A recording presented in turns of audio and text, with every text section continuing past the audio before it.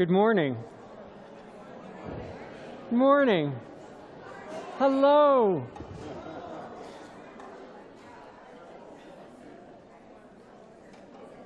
Welcome to this space. Welcome to SSUC, Southminster Steinhauer United Church.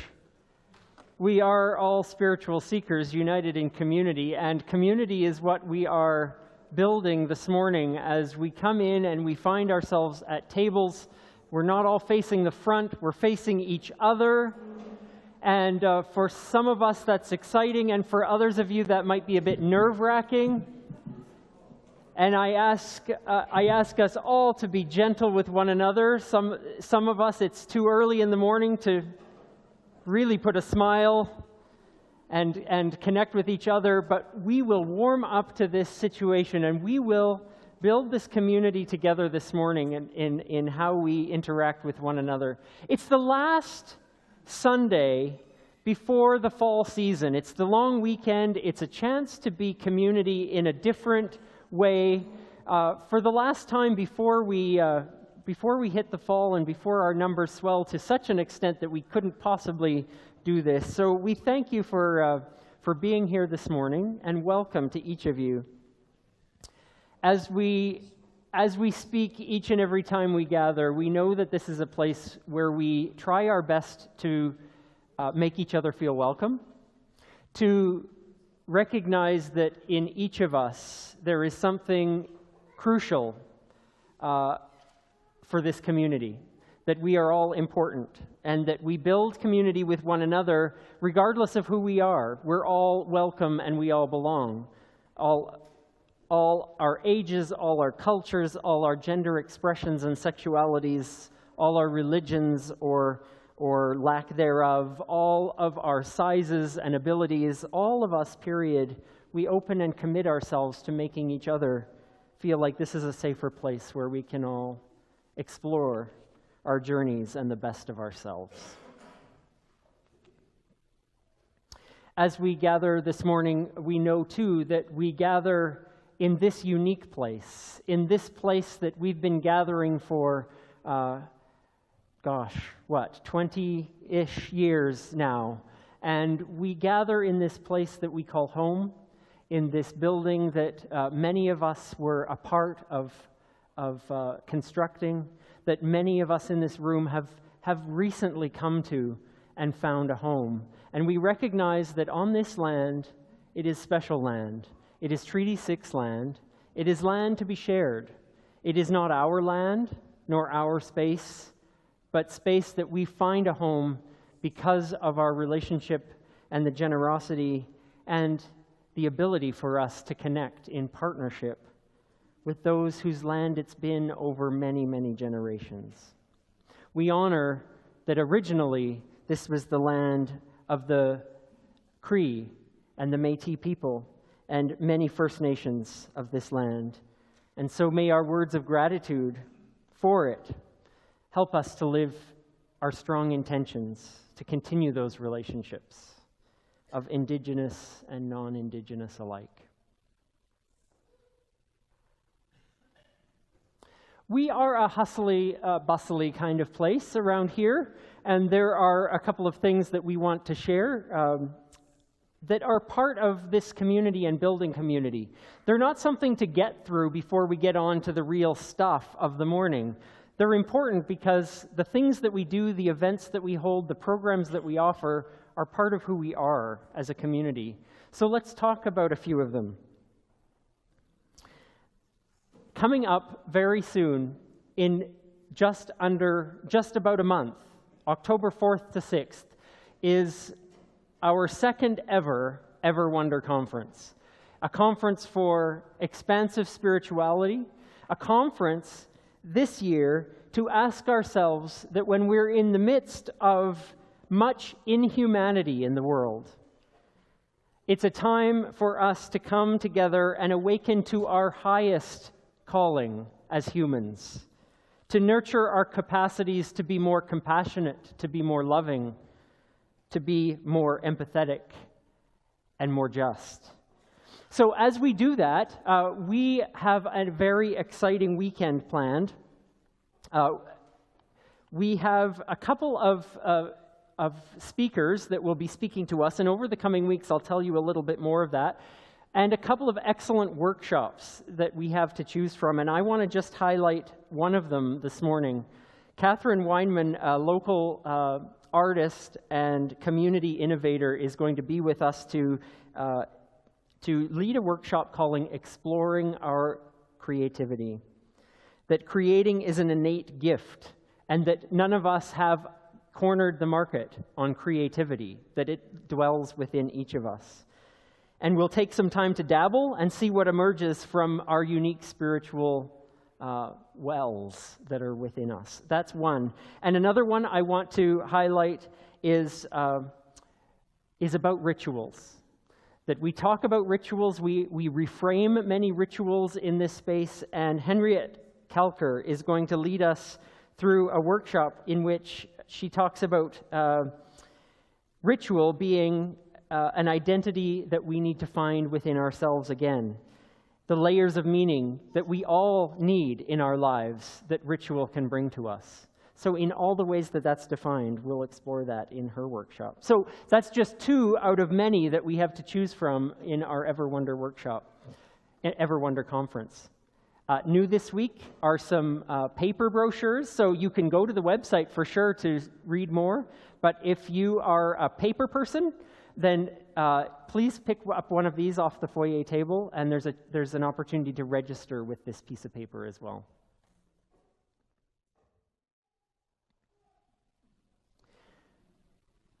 We're going to sing, and when we sing, we can gather us in a different way.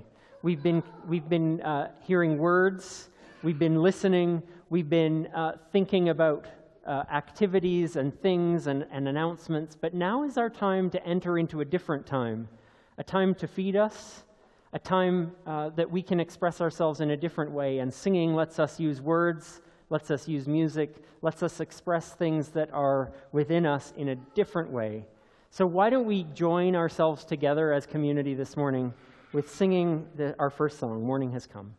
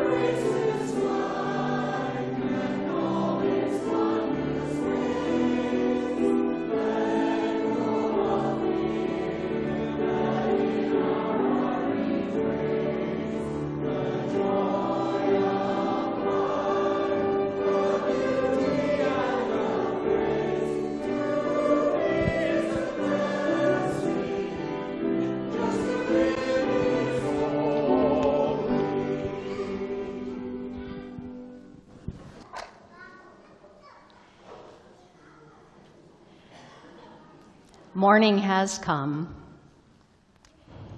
and a new season is upon us. And we light this candle as we do each week to remind one another that we are those born into light, and yet we are ever seeking it, seeking light in the wisdom of one another's experiences, seeking light in the deep wisdom of the natural world, seeking light in the long story of our becoming, seeking light in the enduring wisdom traditions, seeking light in the arts, in music, in film, in theater. We come together this morning in our quest, wherever we are, whatever questions we're asking, whatever hopes we're carrying, whatever fears companion us. We come and gather in the light of wisdom, in the light of shared stories, in the light of the community that we create together. We are a people, however we do it, if we breathe, we pray, because even our breath is a prayer, a gratitude for yet another moment. We take this time with one another to center ourselves in being here, to say words with one another that are, in a sense, our prayer, as we seek to strengthen our intentions to live in ways that bring more justice, more compassion, more empathy, more love to our world. And so we offer these words with one another. In this new day, we pause in gratitude for the rhythms of our lives, labor and leisure, busyness and stillness, exertion and rest. In the ordinary pleasures of life, we are nourished. In confidence and celebration, our spirits are nourished. In contemplation and conversation, our minds are nourished. In work and in play, our hearts are nourished. In the unfolding of our days, may we discover the rhythms that bring meaning and purpose to our lives. As light into light, may we give ourselves to love. May it be so.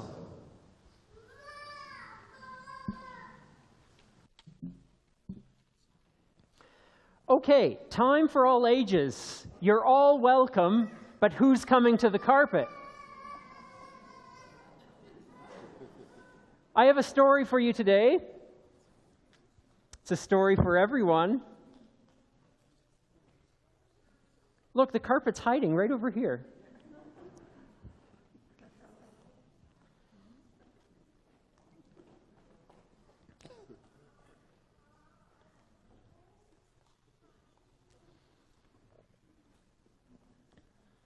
Good morning. Okay.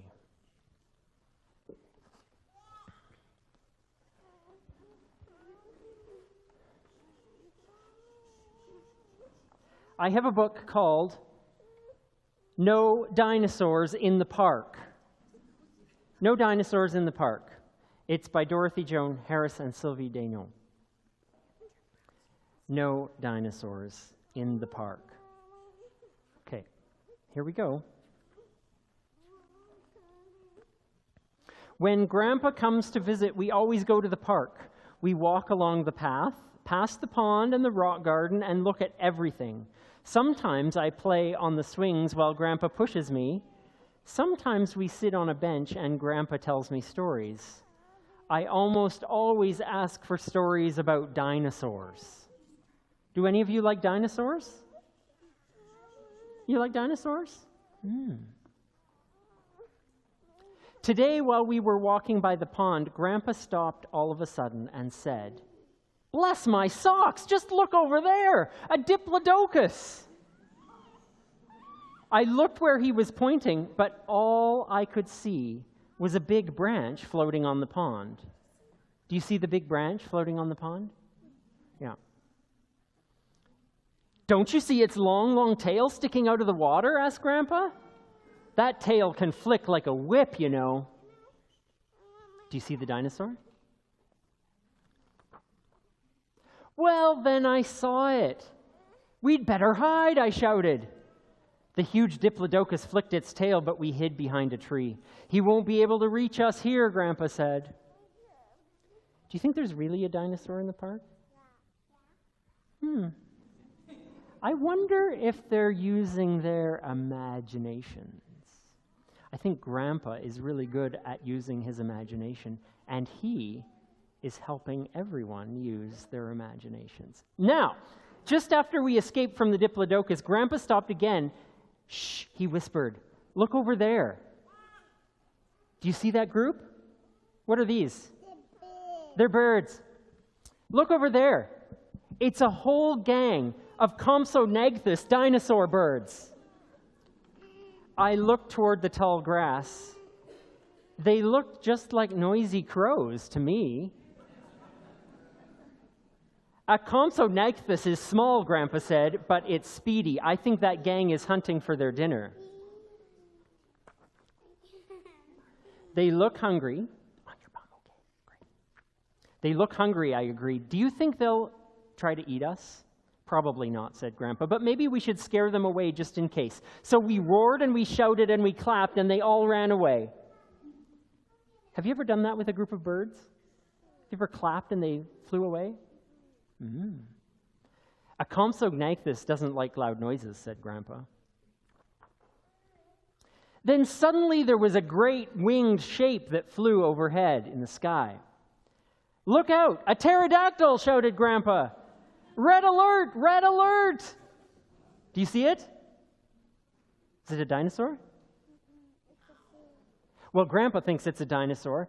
The other people in the park probably thought it was a Canada goose, but we could see what it really was. Look, they're using their imaginations.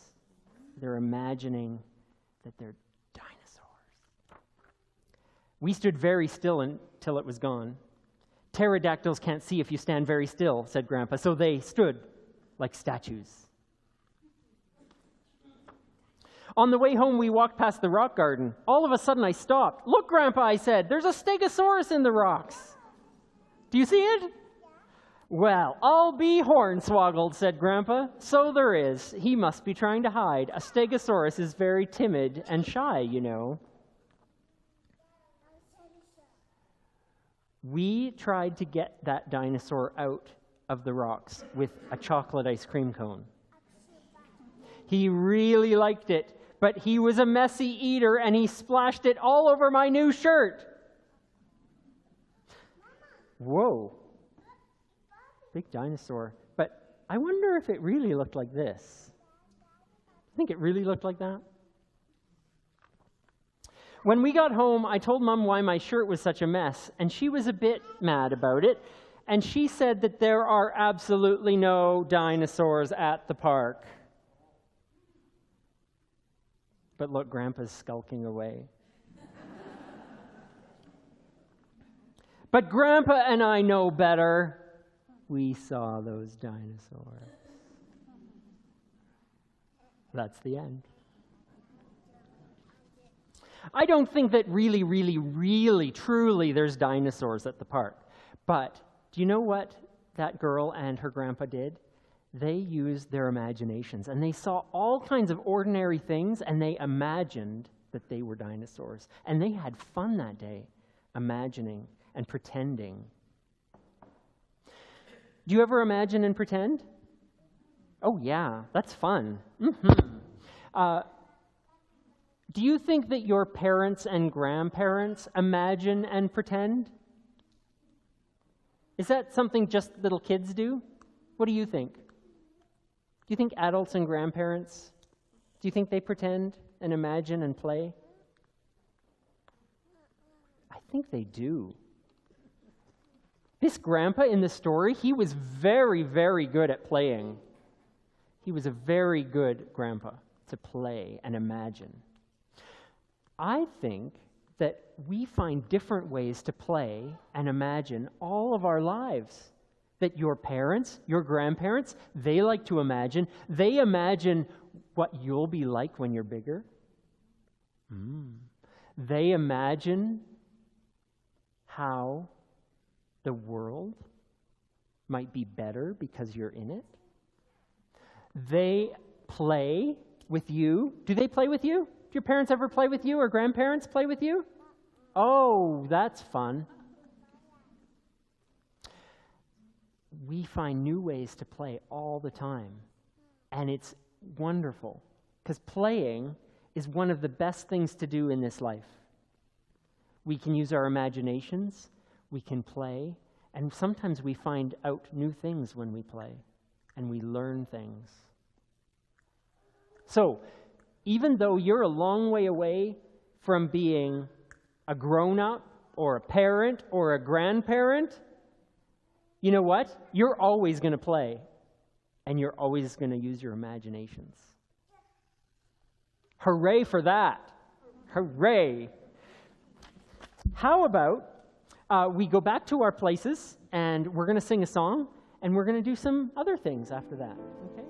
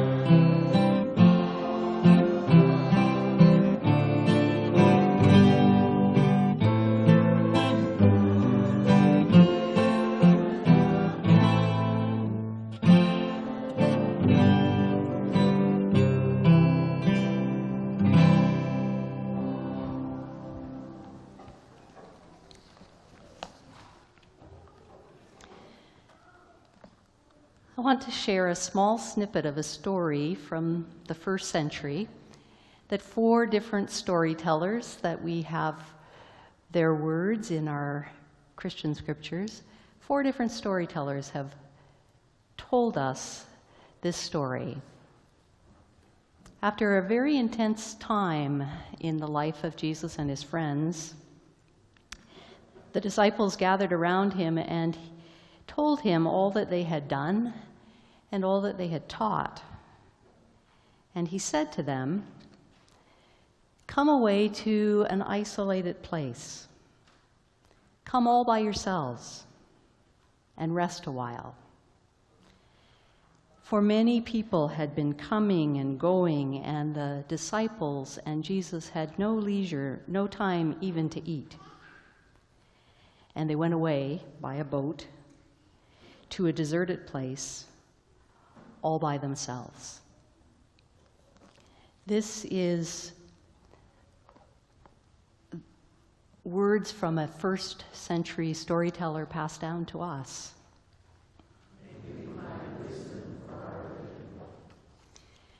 From the teachings of a more contemporary rabbi, we sing the words of Rabbi Abraham Heschel, words that come to us as a kind of mantra, and I'll invite us to sing it together a few times as we find our way into reminding ourselves of the wisdom of the story we've just heard.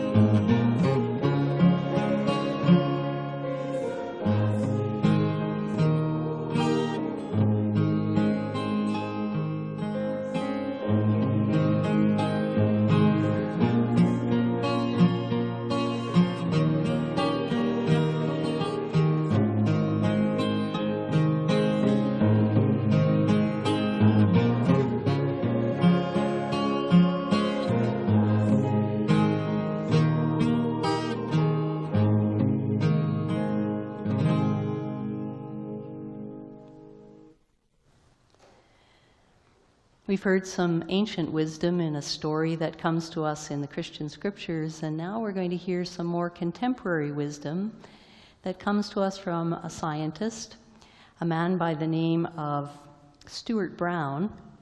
Stuart Brown is a psychiatrist, and he has worked in a much more clinical and scientific setting, and has been very involved in studies on play.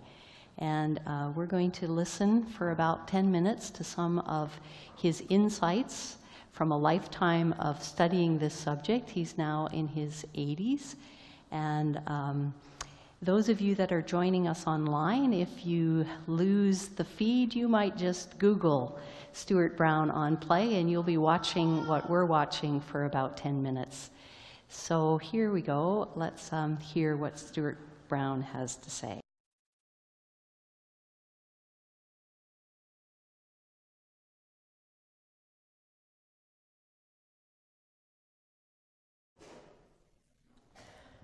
That's part of a much longer video that you can see the rest of if you find that TED Talk on YouTube. One of the ways that we are going to respond to what we've just heard in one way is to speak to each other just around the very simple question at first about going back into your childhood, your young years. What was a favorite toy? What was a favorite game? What was a favorite activity? How did you most like to play when you were younger? We're going to start there. We'll take just a few minutes and share a short story, a short answer around your table. We can't take too long, each of us, since there's eight or nine at each table. So just a short answer to everyone. What was a favorite way to play as a child?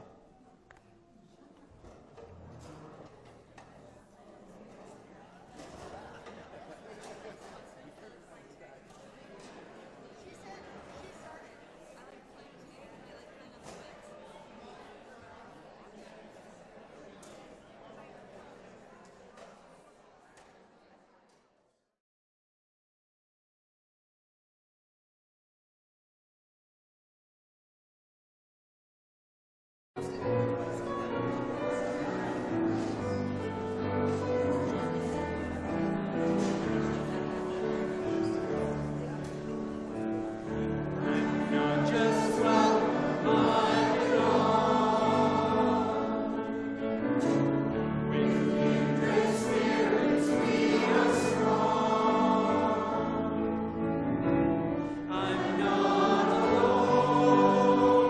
We are together.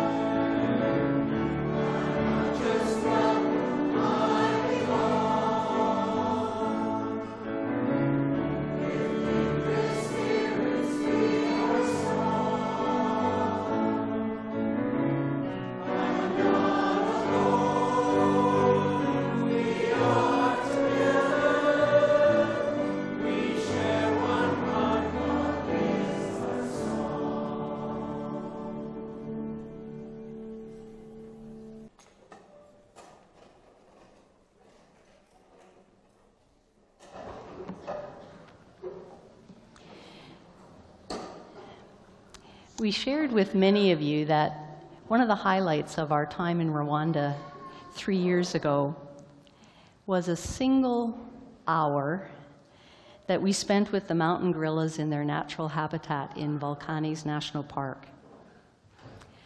After 2.5 hours of climbing and slipping and sliding and slicing our way through jungle and trudging through mud, we had one magical, mystical, timeless hour in the presence of these magnificent beings.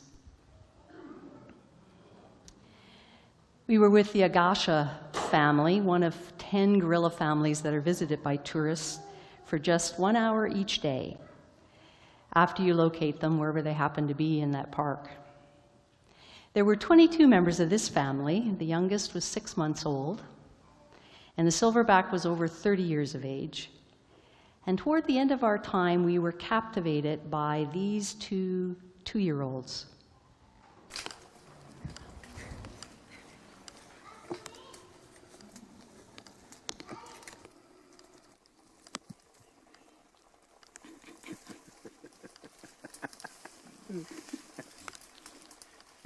Oh my God, they're funny.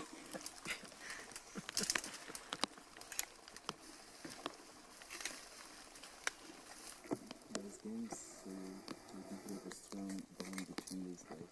Those who play together, they grew up like that.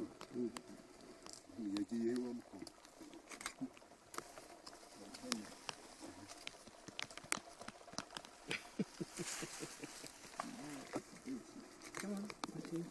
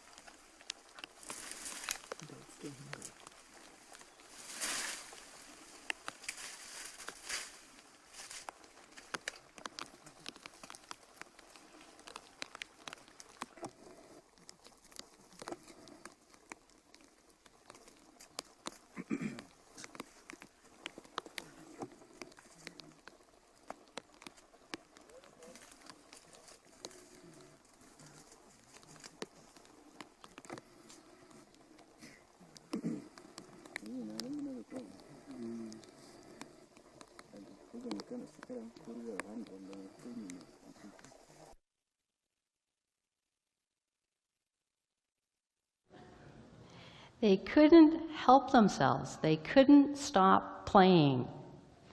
Now, if you keep your eye on that adolescent male that appears here in the video, we see something else that warrants our consideration in this next clip.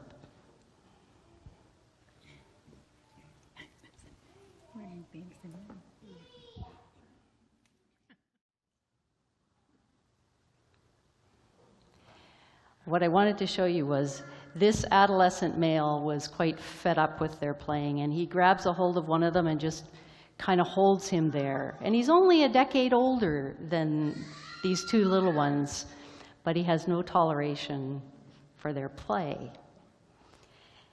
He's already lost his interest in playing. It seems to me that scientists are telling us that humans are unique in retaining our capacity to play for our entire lifetime. If it isn't uniquely human, it's at least rare in the animal kingdom, and especially rare among primates, to retain our capacity to be able to play across our entire lifetime. An insect never plays. Chimps play really, really hard as youngsters, and they lose their interest in playing as adults. I remember when a friend of mine first became a parent, and when her child was quite young, she shared an insight about parenting with me that I'll never forget. She came to realize that she was struggling as a parent because she didn't know how to play. And it was hard work for her to play. That little aside we heard in that first century story I read a few moments ago, it seems like a bit of filler, a little trivia, an unessential detail attached to the story of Mark's Jesus. And it comes after the story of their trauma in learning what has happened to Jesus' mentor, John the Baptizer. The story that preceded that one I read to you a moment ago is a story about Herod, the king, executing John the Baptizer in order to curry favor with a woman that he's interested in, and then desecrating the body of John by presenting its head to that young woman's daughter, who then takes it to her mother. How traumatic is that? And then after that gory story, and before Mark tells us about Jesus teaching and feeding a hungry and hopeless crowd, the storyteller has Jesus say to his friends, "Come with me by yourselves to a quiet place. Come and get some rest." He could just as easily have said, "Let's get away from here. Let's find a place to play. Let's find a place to escape the harsh realities of a brutal time. Let's get serious about resting. Let's get serious about leisure. Let's get serious about filling up our empty well, giving our brains a rest, about doing something that will make our heavy hearts lighter. Laughter or creativity or playfulness, something with our imaginations." Labor Day honors the struggle for better working conditions and more equity in employment. But it's also come to represent for us the transition between summer's suspension of school and programs and falls back to the routine. So it seems like the perfect time to pause and consider whether we might have given up the spiritual practice of playing in another season in our lives, or whether we risk leaving it behind in the summer. It seems like the perfect time for us to pause and honor our unique capacity to work at playing in every stage of our lives, to accept the invitation that Jesus offered to his friends in the world of the story, to find what we need to stay sane and creative and adaptive and open and lighthearted in a time when there is so much to make our hearts break under the weight of the realities. Some of us are probably like my friend. We have to work at the practice of playing. For others of us, it comes more easily. But whether it's labor or whether it's leisure in our lives, the world needs our species to be healthy and playful and adaptive and creative. So we might just have to get serious about playing.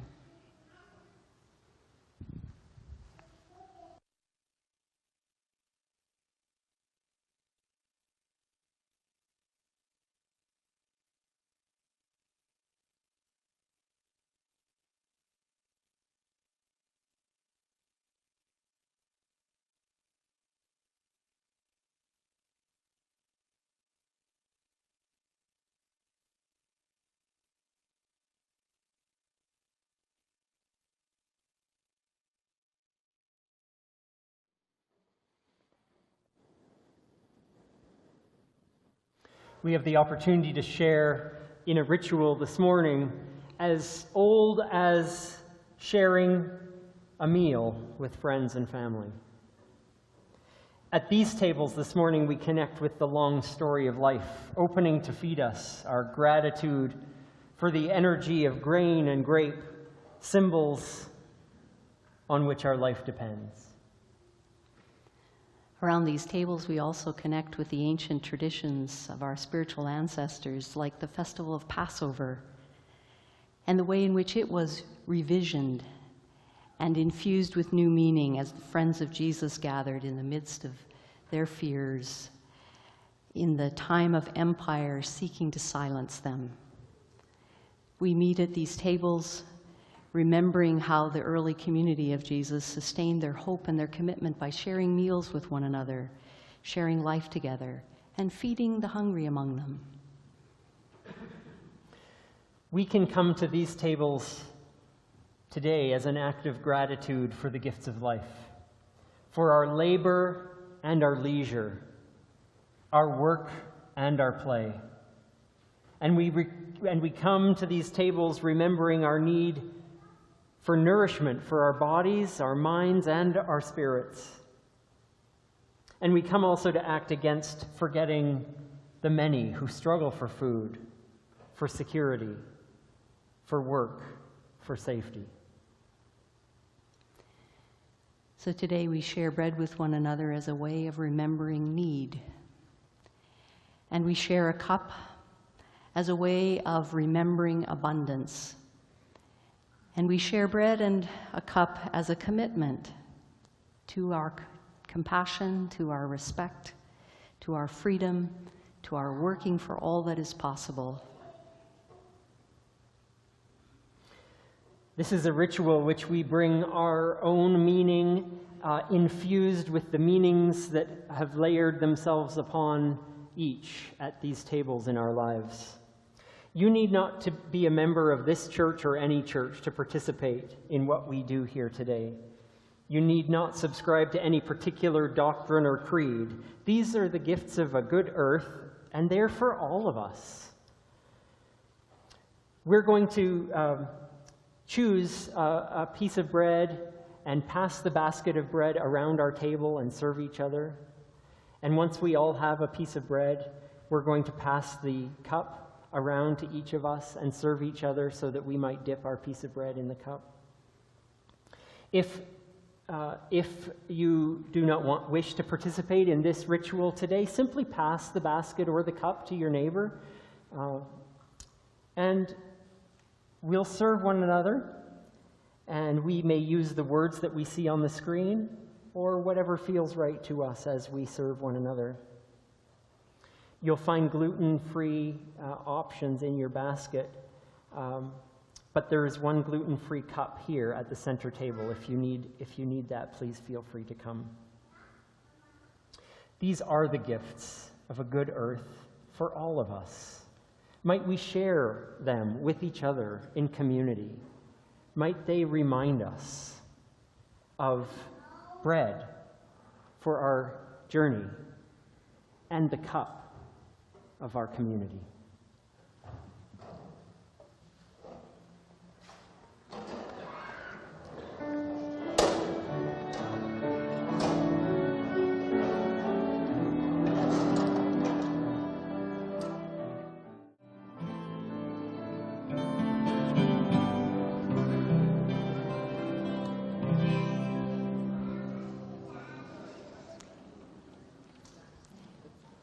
We go into our leisure and into our labor to let the light of love shine through us.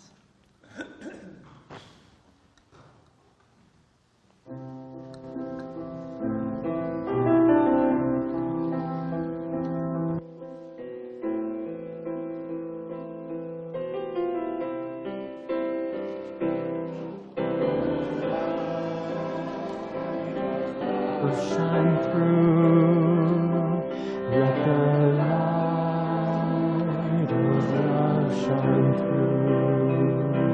May the best of who I am be the source of what I do.